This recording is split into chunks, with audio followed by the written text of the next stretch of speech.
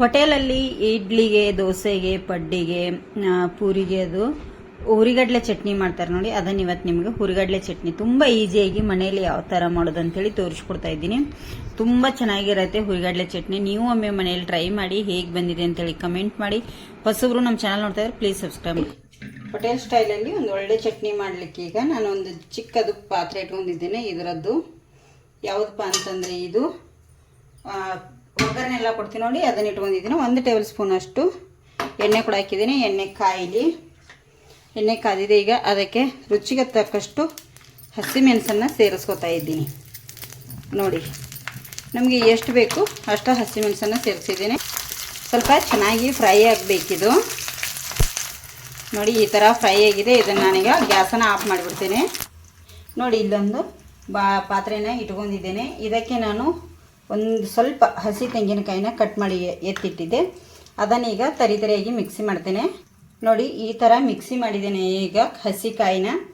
ಅದಕ್ಕೆ ಸ್ವಲ್ಪ ಹುಣಸೆಹಣ್ಣು ಹುಳಿ ಸೇರಿಸ್ತೇನೆ. ಹುಳಿ ಹಾಗೆ ಹಾಕ್ತಾ ಇದ್ದೀನಿ. 1 ಬೌಲ್ನಷ್ಟು ಹುರಿಗಡ್ಲೆ ಚಟ್ನಿ ಮಾಡೋದ್ರಿಂದ ಹುರಿಗಡ್ಲೆದ್ದೇ ನಾವು ಜಾಸ್ತಿ ಹಾಕಬೇಕಾಗತ್ತೆ. ಒಂದು ಅರ್ಧ ಇಂಚಷ್ಟು ಹಸಿ ಶುಂಠಿನ ಸೇರಿಸ್ತಾ ಇದ್ದೀನಿ. ಮತ್ತು ಒಂದು 5 ರಿಂದ 6 ಬೆಳ್ಳುಳ್ಳಿ ಹೆಸಳು.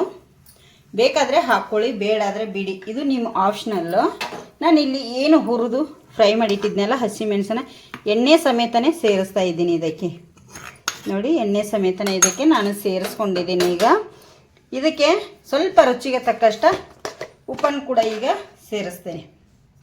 ನಮಗೆ ಎಷ್ಟು ಬೇಕು ನೋಡಿಕೊಂಡು ಉಪ್ಪನ್ನು ನಾನಿಲ್ಲಿ ಸೇರಿಸಿದ್ದೇನೆ. ಇದಕ್ಕೆ ಸ್ವಲ್ಪ ನೀರನ್ನು ಹಾಕ್ತೇನೆ. ಒಂದು 2 ಟೇಬಲ್ ಸ್ಪೂನ್ ಅಷ್ಟು ಸಾಕು ನೀರು. ಈಗ ಇದನ್ನು ನಾನು ನುಣ್ಣಗೆ ಚಟ್ನಿ ಯಾವ ಥರ ರುಬ್ತೀನಿ ನೋಡಿ, ಆ ಥರ ಇದು ಒಳ್ಳೆ ಹೋಟೆಲ್ ಸ್ಟೈಲ್ ಚಟ್ನಿ ನೋಡಿ. ಈ ಹದದಲ್ಲೀಗ ರುಬ್ಕೊಂಡಿದ್ದೀನಿ ಚಟ್ನಿ.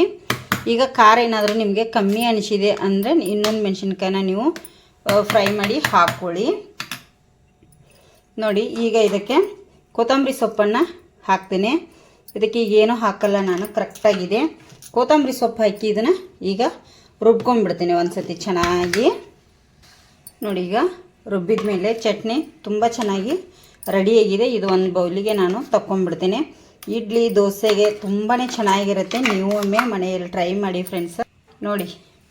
ಹೋಟೆಲ್ ಸ್ಟೈಲು ಹುರಿಗಡ್ಲೆ ಚಟ್ನಿ ರೆಡಿಯಾಗಿದೆ. ತುಂಬ ಚೆನ್ನಾಗಿದೆ. ಟೇಸ್ಟ್ ಅಂತೂ ಸೂಪರ್ ಆಗಿದೆ. ನೀವು ಮನೆಯಲ್ಲಿ ಟ್ರೈ ಮಾಡಿ ಹೇಗೆ ಬಂದಿದೆ ಅಂಥೇಳಿ ಕಮೆಂಟ್ ಮಾಡಿ. ಹೊಸಬ್ರು ನಮ್ಮ ಚಾನಲ್ ನೋಡ್ತಾ ಇದ್ದರೆ ಸಬ್ಸ್ಕ್ರೈಬ್ ಮಾಡ್ಕೊಂಡು. ಇಡ್ಲಿ, ದೋಸೆ, ಪಡ್ಡು ಎಲ್ಲದಕ್ಕೂ ತುಂಬ ಚೆನ್ನಾಗಿರುತ್ತೆ. ನಿಮಗೆ ಇಡ್ಲಿಗೆ ಅದು ಬೇಕಂದರೆ ಸ್ವಲ್ಪ ತಿಳಿ ಮಾಡ್ಕೊಳ್ಳಿ ನೀರಿನ ಥರ. ಮತ್ತು ನಿಮಗೆ ಗಟ್ಟಿ ಚಟ್ನಿ ಬೇಕಂದರೆ ಗಟ್ಟಿ ಮಾಡ್ಕೊಳ್ಳಿ. ಹೇಗೆ ಬಂದಿದೆ ಅಂಥೇಳಿ ಕಮೆಂಟ್ ಮಾಡೋದನ್ನು ಮರೀಲಿಕ್ಕೆ ಹೋಗಬೇಡಿ ನೋಡಿ. ನಾನಿಲ್ಲಿ ಚಟ್ನಿ ಪಡ್ಡೊಟ್ಟಿಗೆ ಸರ್ವ್ ಮಾಡಿ ತೋರಿಸ್ತಾ ಇದ್ದೀನಿ. ತುಂಬ ಅಂದರೆ ತುಂಬ ಚೆನ್ನಾಗಿ ಬಂದಿದ್ದಾವೆ. ಟೇಸ್ಟ್ ಅಂತೂ ಸೂಪರ್ ಆಗಿದೆ. ನೀವು ಒಮ್ಮೆ ಮನೆಯಲ್ಲಿ ಟ್ರೈ ಮಾಡಿ ಹೇಗೆ ಬಂದಿದೆ ಅಂಥೇಳಿ ಕಮೆಂಟ್ ಮಾಡಿ. ಹೊಸಬ್ರು ನಮ್ಮ ಚಾನಲ್ ನೋಡ್ತಾ ಇದ್ದರೆ ಸಬ್ಸ್ಕ್ರೈಬ್ ಮಾಡ್ಕೊಂಡು ನೋಡಿ. ಪಡ್ಡು ಮತ್ತು ಚಟ್ನಿ ಟೇಸ್ಟ್ ಸೂಪರ್ ಆಗಿರುತ್ತೆ. ಹೋಟೆಲ್ ಸ್ಟೈಲಲ್ಲಿ ನಾನಿಲ್ಲಿ ಚಟ್ನಿ ಮಾಡಿ ತೋರಿಸಿದ್ದೀನಿ. ಕಮೆಂಟ್ ಮಾಡೋದನ್ನು ಮರೀಲಿಕ್ಕೆ ಹೋಗಬೇಡಿ.